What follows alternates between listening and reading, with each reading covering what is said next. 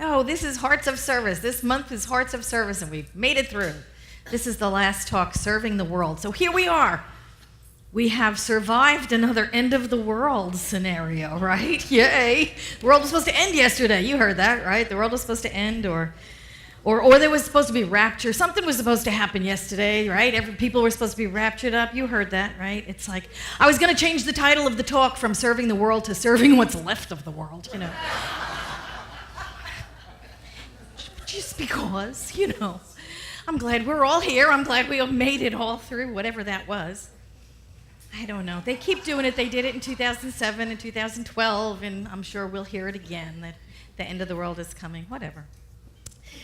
But you know that starfish story? Have you heard about that starfish story about the little kid was picking up starfish? It always reminds me of that, you know, picking up starfish on the beach, and the gentleman came over to me and he said, "What are you doing?" He said, "I'm taking the starfish, I'm throwing them back into the ocean."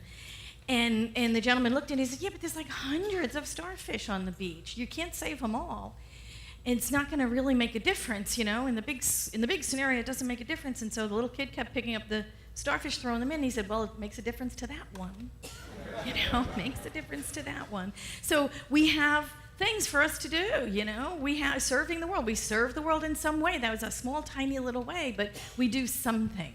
We do something. Emma Curtis Hopkins said, if we feel that there is a work to do, we may be certain we're the ones to do it. If we think there's a work to be done, we can be certain we're the ones to do it. You know, and lots of times I have people come into my office and go, "You know what, somebody, not me, needs to do something about this." And I just say, "Of course, there you go. It's yours, you know. It is yours. Absolutely." You know, I remember when I was declaring my major going to college, and I was an art major. I was going to be an art major. Well, I was an art major. And people who loved me dearly said, "Well, that's all fine and dandy and everything, but what are you going to do to support yourself?" And they informed me that the term starving artist came from that very same thought, you know. And so I changed my major. Well, I didn't actually. I added a major. I was still an art major, but then I added in biomedical research. Now, there's two really interesting things. Talk about dichotomy. Anyway, I added it because, what? Biomedical research, that's where the benefits are, right? You know, there's a 401k, there's medical insurance, there's a pension, so that's what I did. I did the right thing. I did the safe thing, you know? And then what you want to do is you want to get married to someone who has the same stuff, right, that you have. Now, he doesn't have to be happy, but he has to have medical insurance.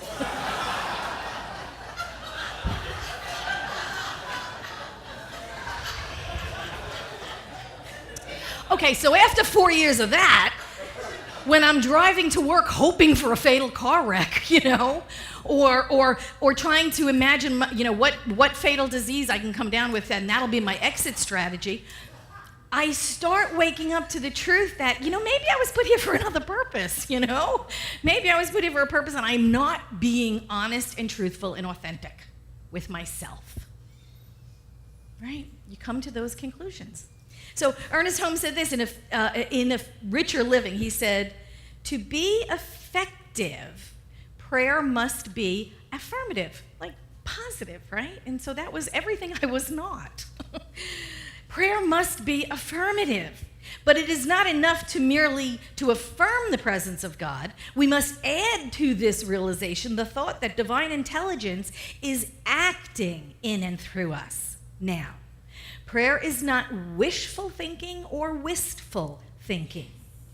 It is not an escape from an objective reality. To be merely lost in our prayers might terminate in an unconscious desire to escape the activities of life.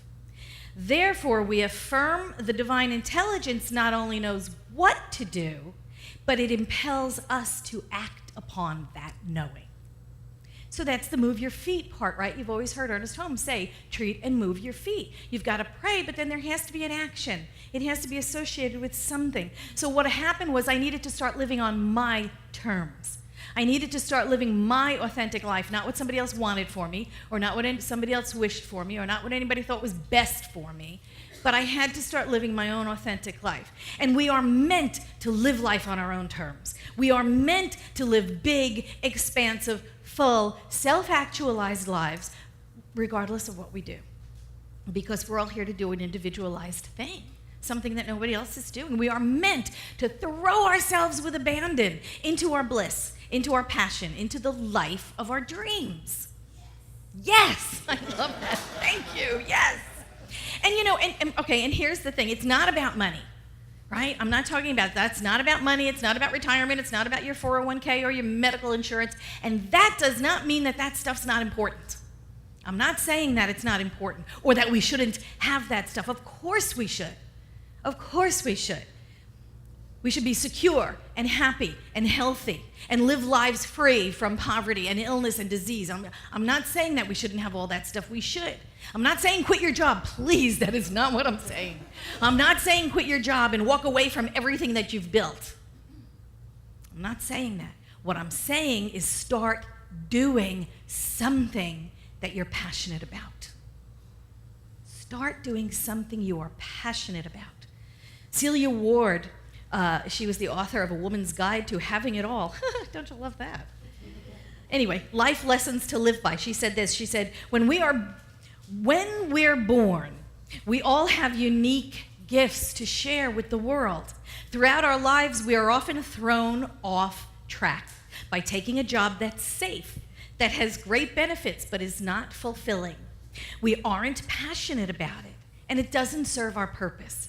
We may be good at it. We may be the best at it. That doesn't mean that's our gift. So that's the thing that we're here to do. Find that gift, find that love, that passion, that bliss. Let something sneak into your daily habit that you're absolutely joyful about. Do that little thing that gives you joy for no reward. It just makes you happy. The joy itself is the reward, right? The feeling in your heart is the reward. Allow yourself to do that thing that gives you joy for no other reason. And perhaps you then make a difference in somebody else's life. Go volunteer at an animal shelter. It doesn't have to take over your life. None of these things have to take over your life. I think sometimes that's the fear that we have. We start doing something, oh my God, we're never, ever, ever going to escape from it. Right?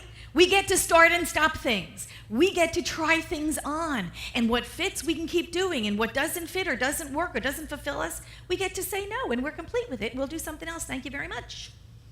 Here at Vision, we have that, right?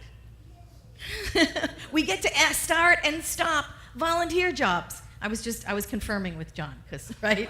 We don't tie people to their volunteer positions, you know? It's like you don't have to run away from Vision to get away from your volunteer job. You get to complete with it. I've done this, you know? I've handed out brochures for, 5 years. I think I want to do something different. Or I want to do nothing at all. I want to sit and receive. I just want to sit and receive. Just come to service and receive. You get to do that too. You get to start and stop. Volunteer jobs. You get to try on new jobs, go from one to the other, and maybe do something else for a while and see if that's thrilling. It's okay to complete with volunteer positions. I guarantee you don't have to run away from Vision to get out of your volunteer job. You get to try things on. You get to experiment. You get to do different things in a safe and nurturing environment where people love you unconditionally. It doesn't get better than that. Ernest Holmes said this in practical application. He said, there are going to be changes in your lives from hour to hour, from day to day, and we cannot escape them. It is the nature of the universe. Let us accept change, make the most of it, capitalize on it. The action of the law never changes. The direction of the action is up to us. Life can become a glorious adventure, increasingly filled with more of every good thing. We gradually or suddenly come to change our pattern of thinking so that it embraces more of those good things.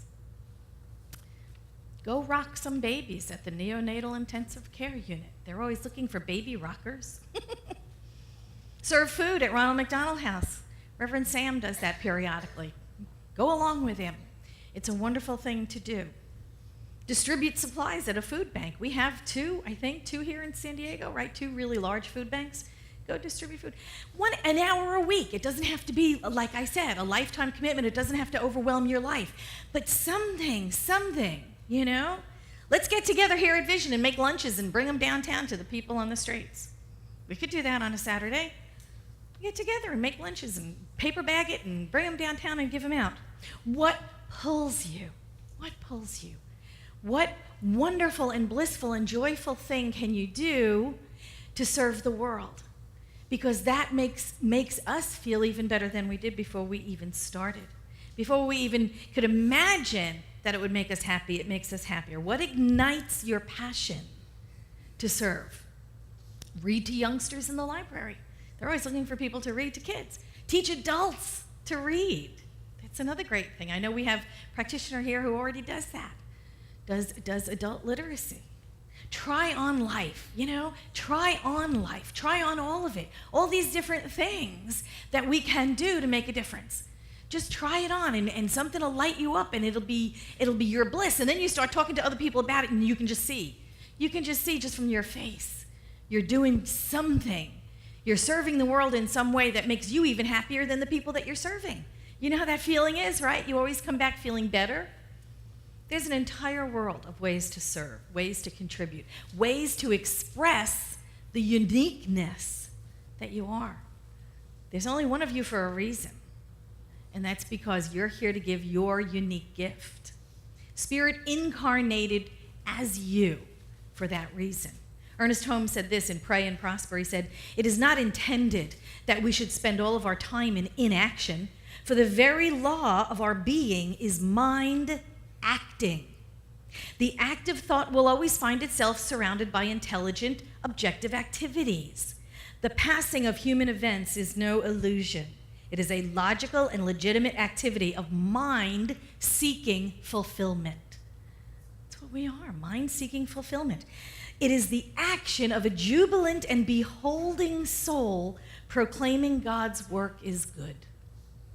Every act should become a prayer, as Brother Lawrence so beautifully expressed in his life. This is the conscious practicing of the divine presence. Every time we do this, let it be a prayer. Every time we serve, let it be a prayer. Every time we wash the dishes, let it be a prayer. That was the message of Brother Lawrence's life. Everything we do is a devotion.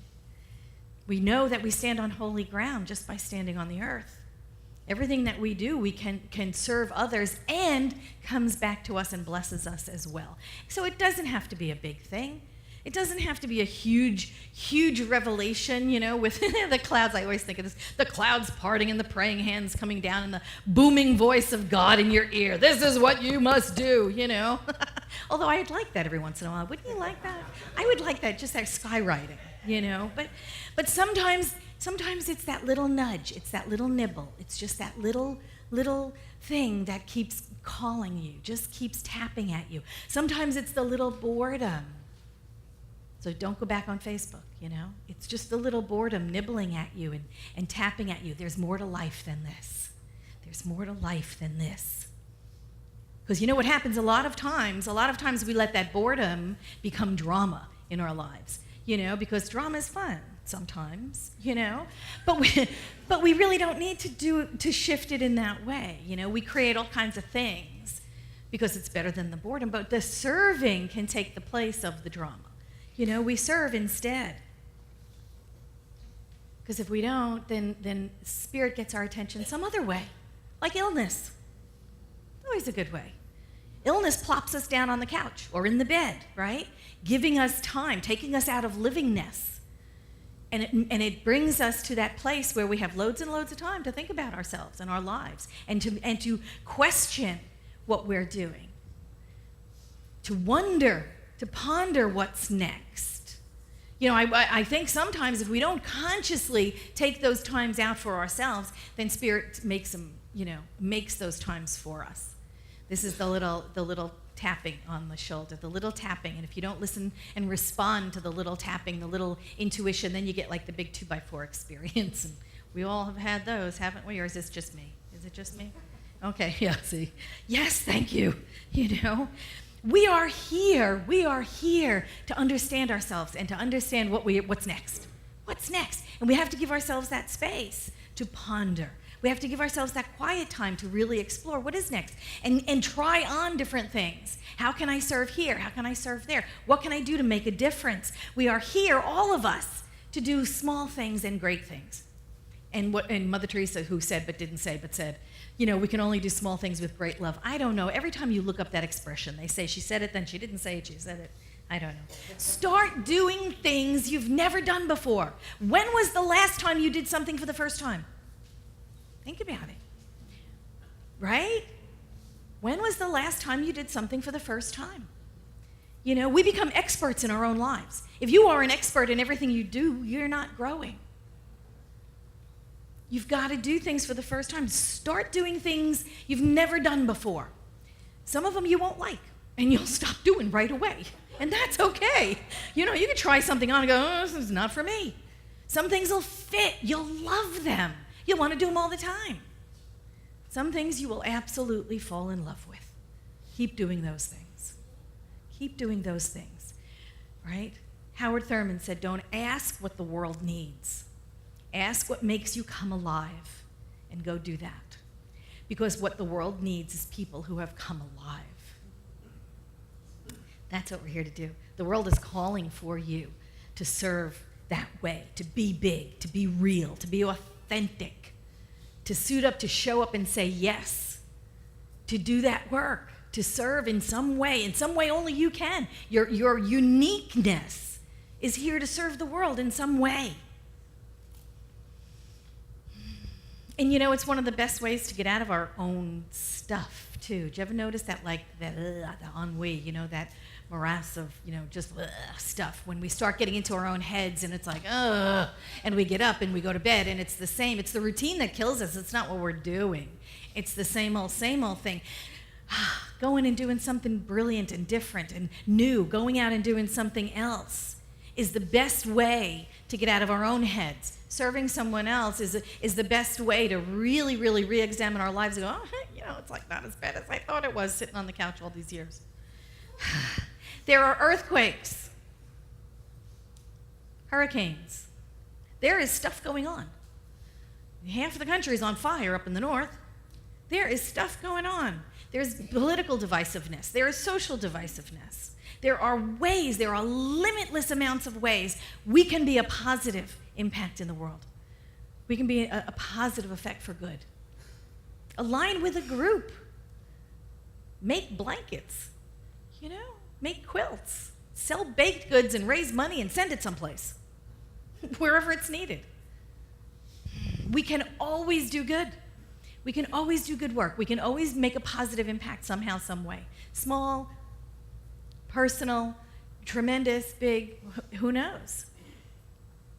We can all serve in any number of ways. Oh, you know what? This weekend, this Friday, right? We had the labyrinth out because it was the fall. It was the autumnal equinox. Well, the chairs were all spread out. Thank you for putting them out there.